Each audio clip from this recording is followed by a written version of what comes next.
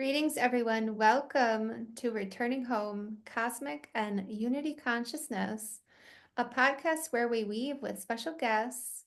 And today is no exception. So I thank you so much for tuning in and exploring, expanding, and receiving with the channel. I am your host, Syren Wind, and today we are here with Baret Tounian, all the way from Austria, of bioactivator. May you enjoy expanding with the discussion. Thank you for tuning in. Could you tell us about your bioactivator? People just come in and they connect, and they can be themselves, and to connect to their highest wisdom. Because the real intrinsic, I'll stop in a minute, because the real intrinsic value is not money, it's not silver, gold, it's energy. And it, and how we energize ourselves becomes the gift that we give to everyone else. So this is a very beautiful time that we've connected because I feel a lot of what I'm doing. I'm so fortunate to connect with someone who is radiating from that level of consciousness and beyond. So for me, I want to thank the multiverse. A lot of these experiences now that are unfolding for humans in their lives are activating, even if they're catalyzing something that they don't like, or they're seeing that whatever they've created in their lives isn't who they actually are, or maybe they don't know, right? That is activating. It's activating having these discussions, sharing energy, or people experiencing our energy, sharing, expanding together has the potential to be very activating.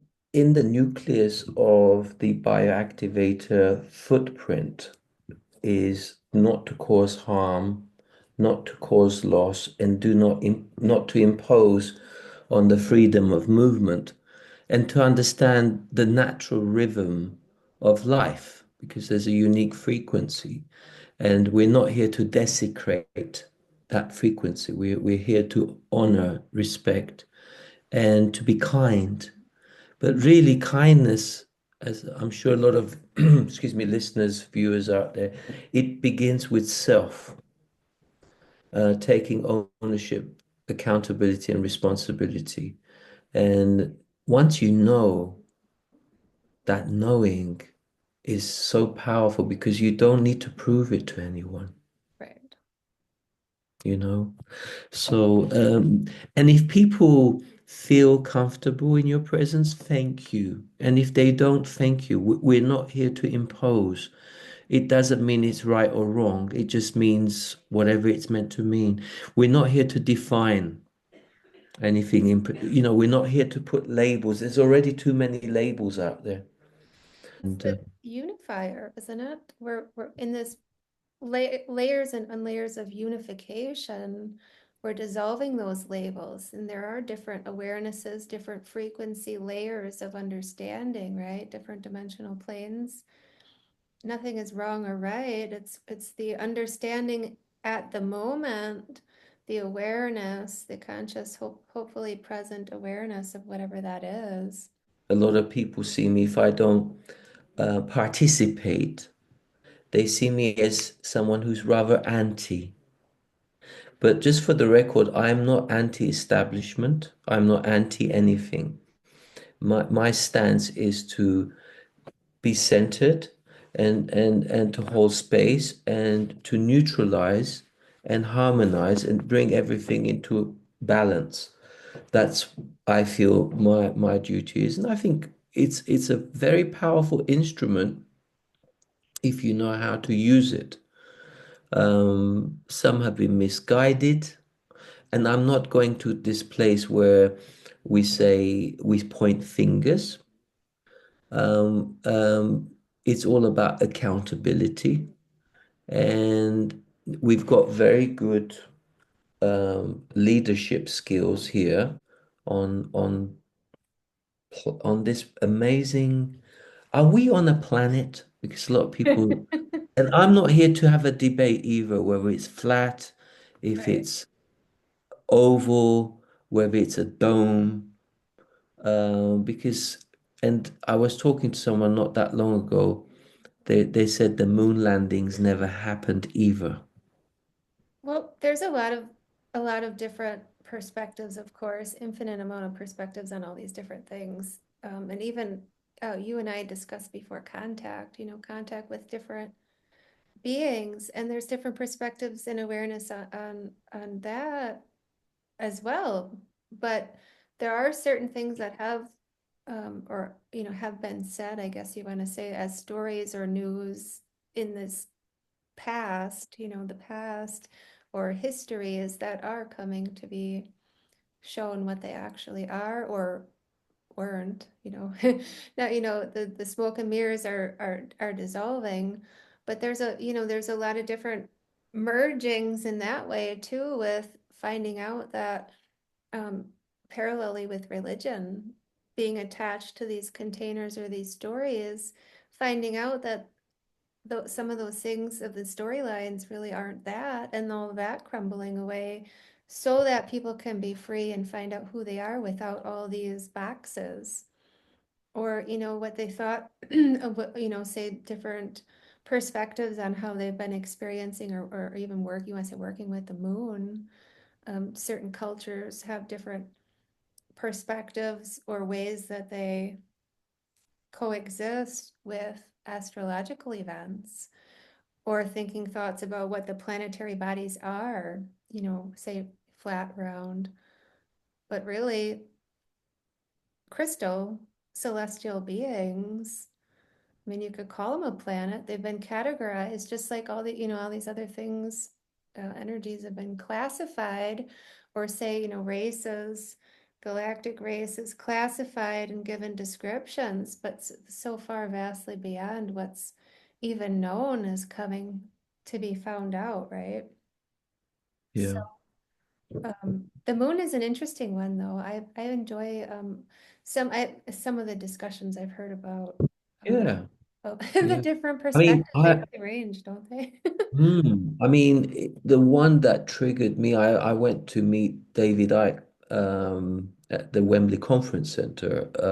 This was 2012, and he was actually doing his launch um, reference to Remember Who You Are book. And so we met up there, and he had this incredible seminar that lasted half a day. I thought, half a day, someone's going to stand up and speak for half a day, it's like, wow. And I must say, he's he's quite an individual in how he gets people to connect the dots. So that's when, I started questioning everything, particularly the way he highlighted the moon. Now, um, there is now I know that I got downloads recently. Everything is 2015, everything was cleared. But 2012 was an interesting time, and the moon, the way he described it, is a powerful satellite where it's connected to Saturn, and it was like beaming sort of certain frequencies. Now, tomorrow is a very interesting lady. I've got an interview with a lady tomorrow, which I will share with the public. She feels that this planet is a prison pla planet. So did David Icke. David Icke is an ambassador for saying that planet Earth is or was a prison planet because we were under the occupation of certain rulers.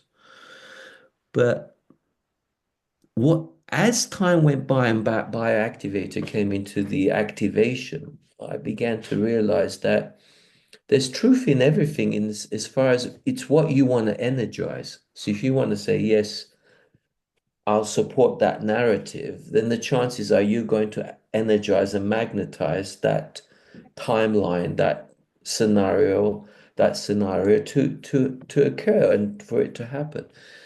But what bioactivator does, we're in a place where we neutralize and harmonize anything that's out of alignment. And by doing so, it comes into some kind of order that it makes sense. Um, because a lot of people they need validation. They need to know the truth. And it's very difficult sometimes for the many to be able to be in a position where they can actually authenticate truth. So it's a very powerful technology to share with people, and I'm referring to consciousness and what consciousness is. And I mean, if you speak to Elon Musk, he may have his own personal version of what consciousness is. But for me, when you go to higher planes of existence, you'll notice that money doesn't exist as a means of exchange. And the language that they use is not words. And we don't have these spell words and, and how we keep certain people trapped in a particular illusion. But these amazing connections that we're having one similar today, I mean, it helps aid humanity to connect to themselves. Because for me, the highest gift you can give someone is independence, not dependency. There was a time where gurus, for example, and I think I've used this analogy with you before, they get you out of a small box and they put you into a bigger box. But the idea is not to remain in a box. So that's why we come together. For me, 1 plus 1 is never two. 1 plus 1 is three and infinite. We come together and we create this very powerful trinity that we're doing right now as well, and to invite people to join and to understand the essence of who they really are. And because you'll get biofeedback if you're energizing people, people genuinely will feel uplifted. Am I speaking a very important language here? Yes. Um, yeah, Go ahead. because it's like people feel energized, and that's your credentials. Where they feel not the one that they get attached to. No. I'll Yeah. let you do a bit talking now on the word abundance because you're an amazing creator. I mean, I've seen the background. Thank you. Thank you. Well, I'd love to dive into that because that's such an important thing that you said there with abundance as an operating system, is that everything is and everything has always been. So there's, speaking on creation, right? There's these perceptions about needing to generate or create abundance, but abundance is already everywhere, right? So what is it that we're creating? Perhaps we're creating, a tool or art or, frequency, exchange and dialogue or something like that, but we're not creating abundance per se. And when you have that, if you come from and knowing, inner knowing of everything already is and you already have all that you need, you're not experiencing that like you were saying, where you're looking outside yourself for something to fill or to fuel or creating those types of attachments, right? Absolutely, absolutely. And for me personally, it's like to be conscious, aware of your signatures, your markers. Because and you can supercharge it as well. You can really focus on your frequency and you can create this vortex of energy and leave it there. And when you might not be physically there, but the energy is still there, and it's incredible. And so when other beings they come into that atmosphere, they feel an air of upliftment.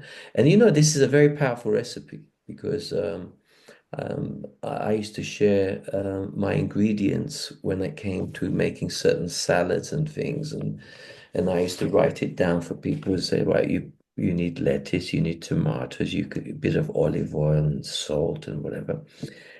And they used to go home and mix it because they enjoyed it when they were in my company. So they were like saying, "This salad is absolutely divine, Barry. You must give me the recipe." So I'd give them the recipe. They'd go home and they would try and make this or replicate the same kind of taste. And they would always phone back and say, "Your salad, when you make it, tastes different to the salad when I make it." You see, it's very important to be happy. Because my understanding is you're not doing a lot in life if you're not happy. Do you want to add anything to that? Does some or maybe not everything resonates with you, maybe some resonates with you. Um, if you want to add anything to what I just said, I'd be interested Yeah. to. Oh yeah, I would love to. Well, the intentions of the thought is the creator, the intentions of the thought. So, and then you have the vortex of the heart. So it's in between those bridges of what you're intending, which may or may not be the same of what you're saying you're intending, but somebody's actually thinking, and then the bridge of the heart will be what is actually magnified, amplified, and potentially, hopefully, instantaneously manifest, right? Yeah, Steer there. Um, but that is the 0 point energy, and being in neutrality, 0 point, is where you don't have the agendas or the expectations or the attachments, and you're not thinking thoughts about like, oh, well, how do I not do that? Or how do I not have the expectation or not, this, that, or the other, right? There's no even need to think into that. If you're in 0 point, if you're in neutrality and you're operating from that, that's the present. That's the present. So yeah, it just naturally unfolds organically. And then that harmonization, magnetization or demagnetization of the energy will just naturally occur, say the biofeedback. yeah, yeah. No, it's really exciting. It's exciting. Do you feel right now on the planet, more and more people are becoming more conscious, aware of, do you feel that people are being conscious of what they're leaving behind in terms of certain markers? And do you feel whether they are or not, is that important? Because for a very long time, for the many, they bought into the narrative of what the left is saying to the right and what the right is saying to the left. It became a bit of a yo-yo situation. When you take ownership and accountability, is it important to be aware what's happening on the left side and what's happening to the right side?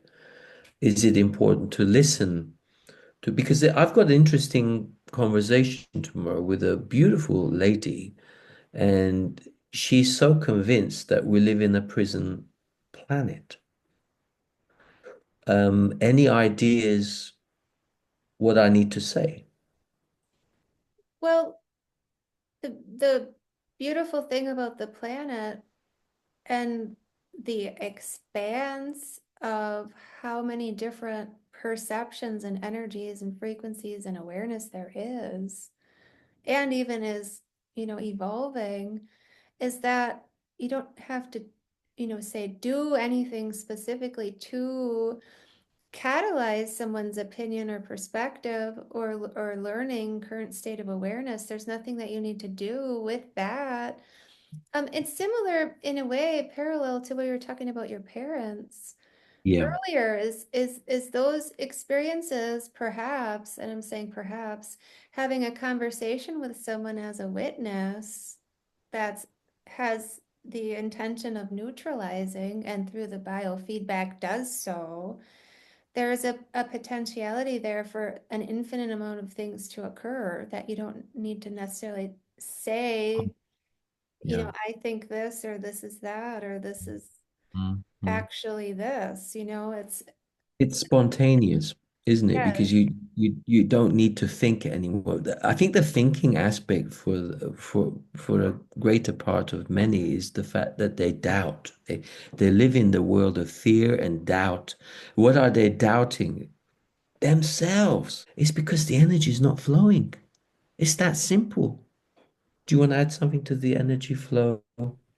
Well, that's what I was going to say, and you and I discussed this previously, is whatever your perception is going to be what you experience, whatever you think about something. So if one does think that thought about it being a prison planet, they're going to experience things that may show them in their, say, for example, their field biofeedback, experiences of, say, being enslaved by their thoughts in some type of way, but that's not anyone outside of them creating that for them, because I don't have that experience. I don't experience anything of the sort, but I don't feel it's a prison at all. So, I mean, you're going to experience exactly what it is that, and even that has a validity for the soul at that time to experience whatever they're magnetizing, to discharge and shift out of it and into something that is more aligned for where they're going on their mission. It's just part of their juncture point, or part of their path they're taking at the time, for whatever reason only they can know. Yeah. Yeah. Very, very well said. Yeah. And it's what you want to call this arena can be whatever you want to call it. It could be, but for me, it's a place where, like I said, do no harm, cause no loss, do not impose on the freedom of others. There is a natural order about things. And the other aspect is this reference to the cosmic energy, which is, guess what? It's all around us. It's not somewhere sitting on a shelf or, you know, when people are in victim mode or victimhood, they say that the 1% owns the 99%. What is it that they own? This is the question. What is it? What do you think they own? Right. And this is what needs to be. You got to look at you into this because you allow certain things to be owned. You don't have to own anything. What is it that you own? I don't understand. This ownership business is amazing, even in a very, very dense so-called situation where we think we own this body. Um, Even there is a misconception because, like the car, if you look at a vehicle, you might not even own that. And why? What is it that makes people feel good when they own something? For me, the magic happens when I share something that per se that I think that I might own something.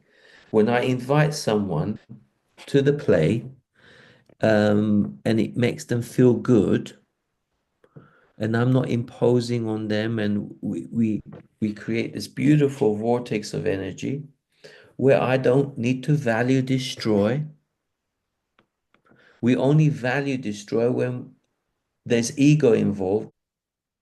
That's what's being reflected in the symbiosis of the biofeedback of every experience, and even on all these planes, is that when things are crumbling away, right? These even perceptions or confusions about, say, you could say program of slave enslavement, or the victim victimizer things, those thought form ways that are collapsing along with all these other structures.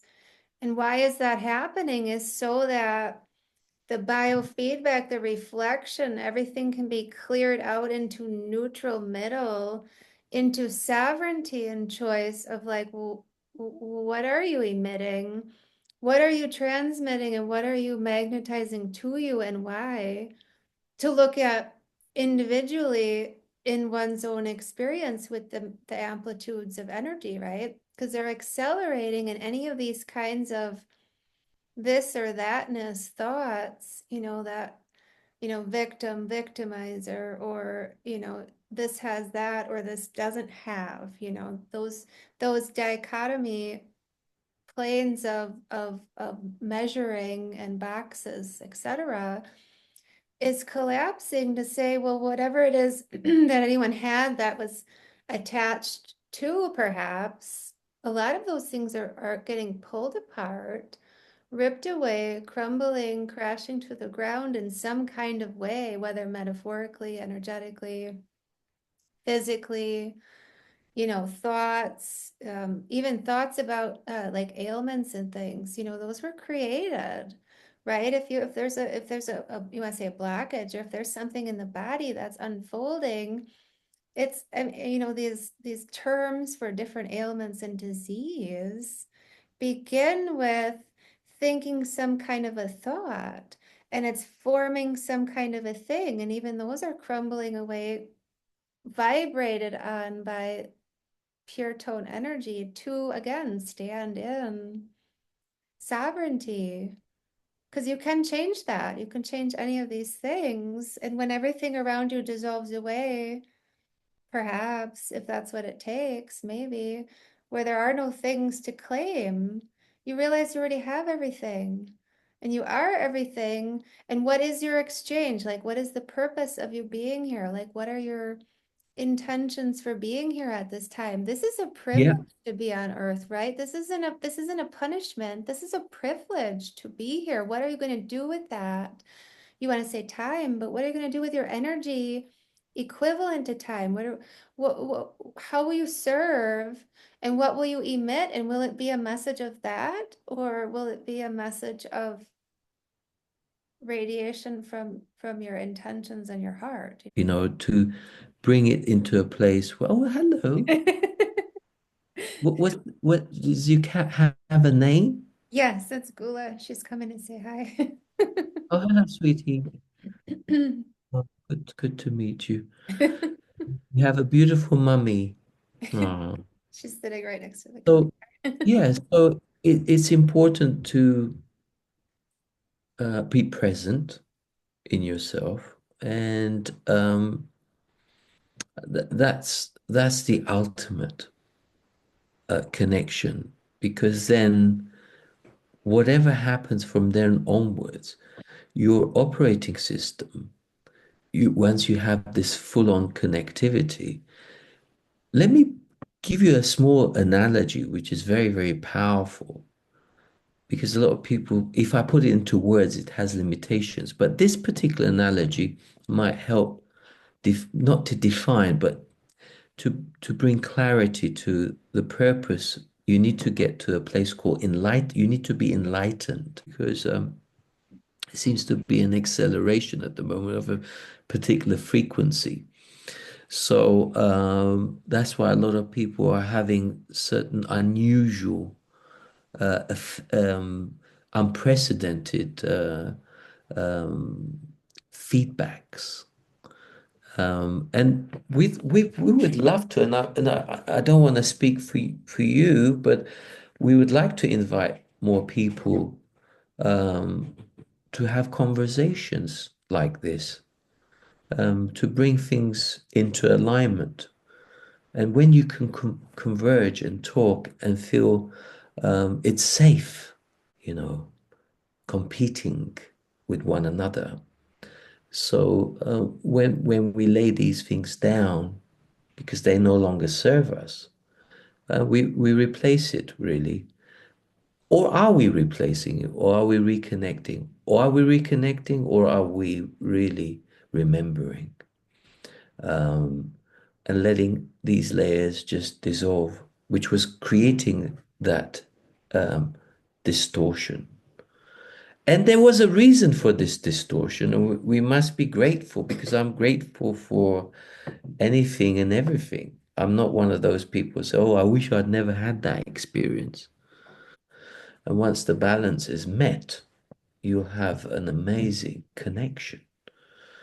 And which brings me to the next hot topic, which really excites me and stimulates me, because I feel that The universe is definitely on purpose. Our meeting was not an accident. I feel the frequency of what you've put out there, and it's a game changer. And I can only say I can vouch personally myself when two or more come together with the same purpose. It's very, very powerful. So, but I'm excited to share all that you've created, and I'm excited. Thank This you. is what we're excited, aren't we? Yeah, we're excited. Well, you know, to speak on that further, um, many of these layers of, like, I call them tools, right? These Mm, different frequency tools are created as sovereignty tools. And by that, I mean where one can use them as they're intuitively guided versus there being a list of a way that's the so-called right way to experience them, you know, and they're very uniquely tuned and toned with frequencies that they can be utilized in a multitude of ways as, you know, journals, activators, imagery, art, things to read, codes, and everything about it is very significantly coded. And the reason for that is very parallel to what we've been talking about is one's own sovereignty, is that each person, each soul is their own teacher. You know, while we may have different people in our experience where we learn as we evolve or we expand, we have a discussion, we're learning different perspectives or different ways to look at things, expanding our awareness, right?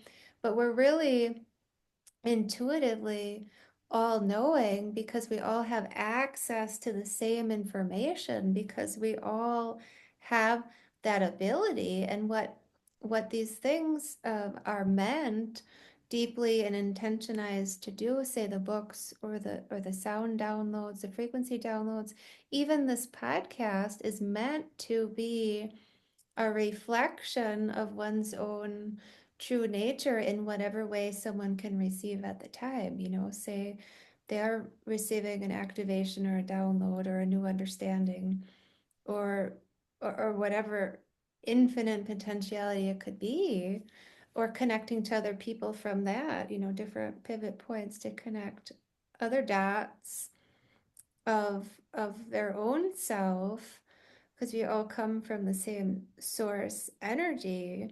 So whatever that, you know, emanation is from the frequency is beyond the words. It's through all the layers of what's being said, what's being shared, the visuals, the, you know, the codes, everything is it, the way I perceive it, the way I remember is that everything is coded.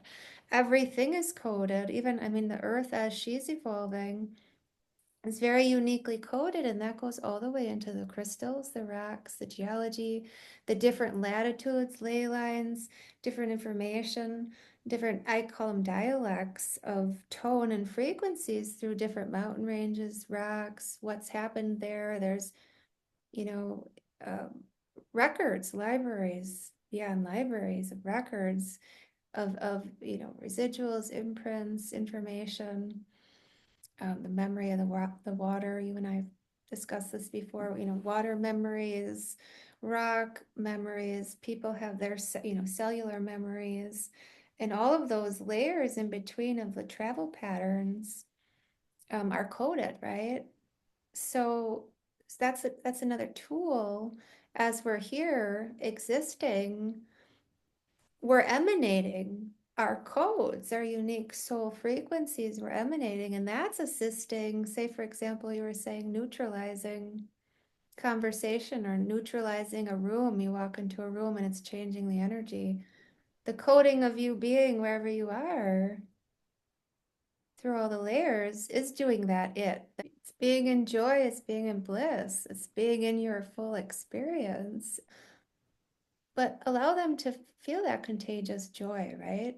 And remember that they're that too, that joy, the childlike wonder, which is really the return of being pure, childlike, And that's where the discovery happens of all, you might say downloads. That's when everything starts to open up, is when you return to that curiosity and that joy and that excitement for living and whatever's going to come, what the water sounds like, how the sun feels, how an exchange with someone might be where you are. Say you're at a park or something, you're on a walk and you have an exchange with somebody that's beautiful. You didn't know that was going to happen, but you're in joy, you're sharing love, you're exchanging. And you want to say relationship, that could be relational because it's an exchange. But it's an exchange without a box, without an attachment, without a definition, and it didn't have a time expiration of when it has to be over by, done by, or what you promised you would offer them or they would offer you. It's just beautiful. You experience joy, you come, you go, and that's that, right? No limitations, no expectations. Absolutely. That's true freedom, isn't it? I mean, it's like that aspect of uh, possessiveness, possessions, things that you think that belongs to you. And for me, it's like when I engage with crystals, for example, it's not mine. It doesn't belong to me. I'm honored that I'm able to share, hold space and to gather around. But I can understand to a degree why people operate from a place where they need to possess things because they fear that it's a sense of belonging, their sense of stability is touched upon what they possess rather than what they feel. I think the real intrinsic value is and always will be the energy of the feeling that you get. And that feeling is uh, everlasting. It's not something that happens and you switch it off. You can just grow on that and build on that. And that's what I'm excited about this new paradigm shift. The consciousness of the way we are um, orchestrating our incredible connectivity with reference to the two or more coming into alignment and creating these trinities where it ripples, um, and it will bring clarity and it will bring harmony, and it's going to bring back the word fun back to life again. As children, we were once. We used to have fun, ladies and gentlemen. What happened to the word fun? You know? And I'm quite a funky guy because look, I've even got my teddy bear next to me. But the thing is, Yeah, like, yeah, I'm coming it out. yeah, I mean, the thing is, I'm not afraid to express myself, but I'm a bit reserved sometimes because I don't know how well received it will be. So I'm kind of that's why I hold back a little. It's not because I don't have I have many teddy bears. I do crazy things sometimes, but I enjoy it. I enjoy it, but I'm a bit reserved not to flaunt it at the beginning because it may throw some a bit off balance. So I shall be gentle. I promise, so that people don't misinterpret what they're seeing. But hopefully, they feel something here today, and this will be the start of many. I really appreciate your energetic imprint that what you bring to humanity, and you are a beautiful, fun individual. And I always relish the opportunity to connect and um, and very grateful to make others, to bring them to that place of having fun again in life and to be in joy, to be in grace, and to simplify their lives, to keep it simple and, like you said, as organic as possible. But it's been such a pleasure. I don't know. Was there anything else that you wanted to add to our discussion today? I'm sure they we'll have a few in the weeks and months ahead. Hmm. Yeah, Um, go ahead. no, no, I was just going to say, I mean, Oh. it's like, yeah, I mean, it's like, so I didn't mean to put you on the spot, but I'm just thinking like, we're just like being spontaneous with our feelings. I just wanted to take a moment to thank you for sharing your energy, your time, your intentions.